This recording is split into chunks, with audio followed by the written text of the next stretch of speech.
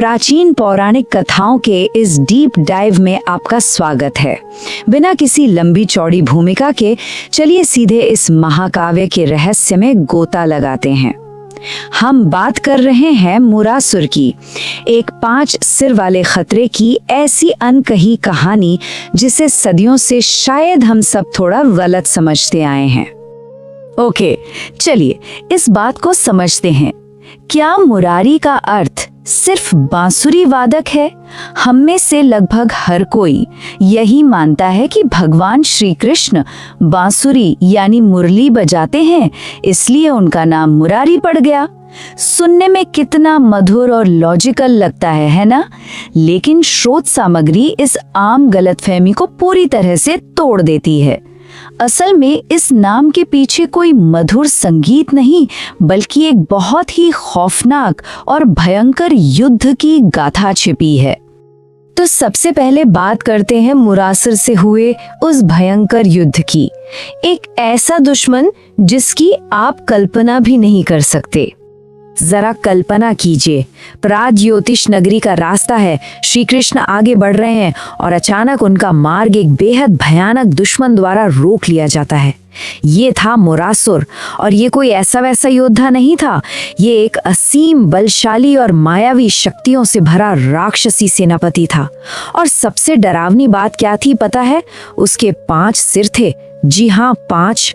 युद्ध के मैदान में उसे लगभग अपराजय माना जाता था और उसकी मायावी शक्तियां किसी की भी रूह कपा सकती थीं। अब देखिए, युद्ध के मैदान में होता क्या है। जैसे ही श्री कृष्ण प्राग्ज्योतिष नगरी के करीब पहुंचते हैं, मुरासुर अपनी पूरी मायावी शक्तियों और क्रूरता के साथ उन पर टूट पड़ता है। ये एक बेहद भयंकर और तेज गति वाला युद्ध था।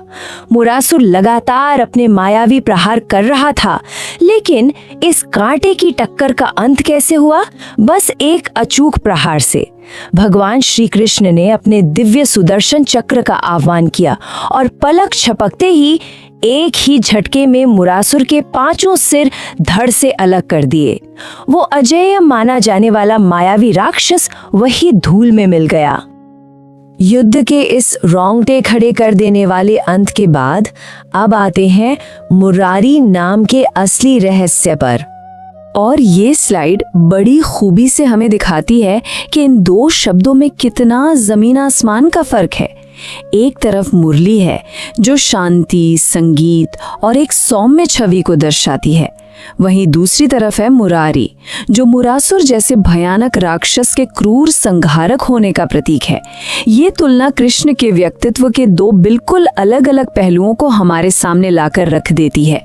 एक तरफ एक दिव्य संगीतकार और दूसरी तरफ एक अजेय खूंखार योद्धा। तो यहाँ सबसे अहम बात यह है कि असली रहस्य इन संस्कृत मूल शब्दों में छिपा है।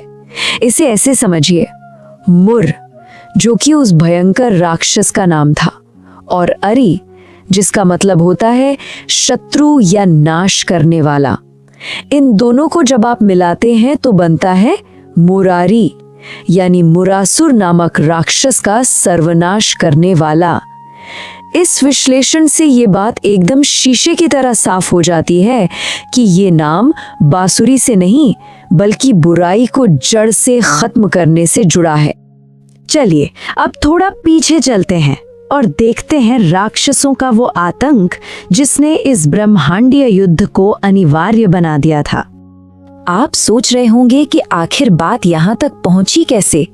देखिए, मुरासुर तो महज एक सेनापति था।